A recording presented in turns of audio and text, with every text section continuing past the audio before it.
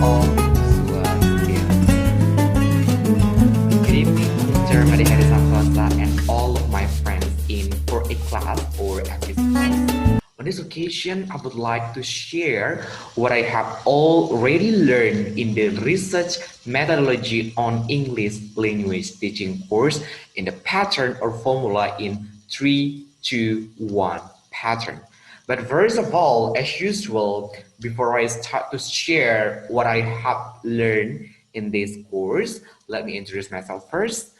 My name is Wayan Gede Suastawan. You can call me Adi.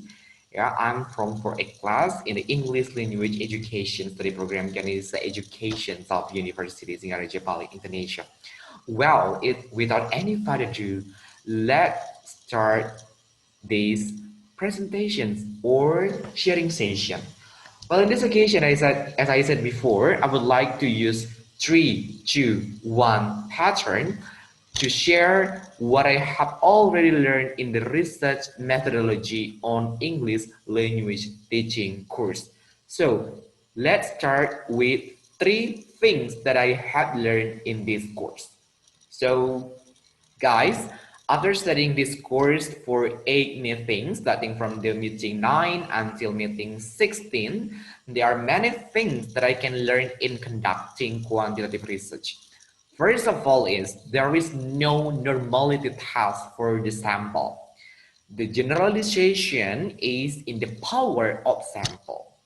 That is, it is hoped that the quantity of the sample will be large so that the result obtained later on can apply in the same context in other contexts. The second one is, in quantitative research, it's not suitable if we use open-ended question method because it will be more qualitative. This is because open-ended question is usually used when we want to see the perception. But in the quantitative context, if we want to see the trend, we can change the closed-ended methods into find the percentage. It will be more suitable and easy to analyze when using the percentage method. The third one is, so when we want to do a survey, the survey items depend on the dimension of the concept to be surveyed. For surveys in quantitative research framework, we will use the items or scale or closed-ended. However, if we want to continue into qualitatively, we must try to get more in-depth responses. The way is by adding the same survey open-ended question so that the design will be transformed or will be changed into a mixed method, both of quantitative and qualitative. Now, let me continue to the second pattern of this sharing session is 2 things that I have to plan to implement in my class. So there are 2 plans that I want to implement in my class later on. The first one is I plan to conduct a quantitative research by examining the use of peer assessment in speaking classes, especially for high school students through the Zoom meeting platform, especially in my high school in SMA Negeri 4 Singaraja. And my second plan is I would like to give a different assessment models in the several speaking classes and then compare the result with the classes that use peer assessment. And then the last pattern is 1 things that I will still need to improve. So in this case, I have 1 thing that I want to still need to improve.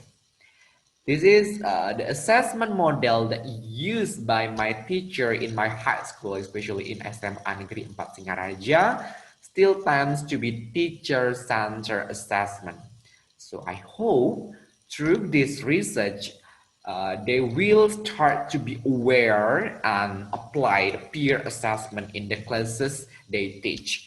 Like considering that there are so many benefits that can gain from the assessment model. So I do hope that when I conduct research about the use of peer assessment in speaking class, my teachers in my own school in SMA Negeri 4 Singaraja is began to aware about the benefit of the use of peer assessment, because as we already know from many articles and journal about assessment, there are many benefits when we use peer assessment and assess the student.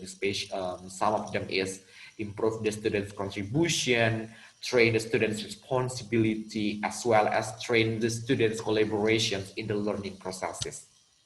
Well, guys, and also Mr. Harry, that's all I can share in this video. I hope my dream or my plan in the future research can be run properly.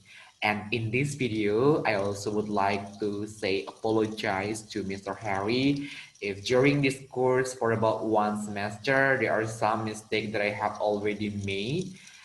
I do apologize because nobody is perfect. I do hope that um, in the next course I can meet with you again, because yeah, there are so many things that I can learn from you, especially for the use of technology in the education, and then about the pedagogical theories as well as the research methodology for my thesis in the sixth semester.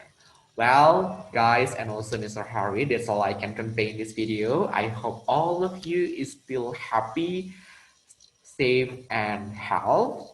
See you in another video, and I'm really waiting for your video, guys. So that's all from me. Thank you so much for your attention, and I do hope we can meet again in the next course with a new spirit. That's all from me. Thank you so much once again, and good evening, everyone, and happy Galungan and Kuningan Day. Thank you. Om Santi Santi Santi Om. Bye, everyone.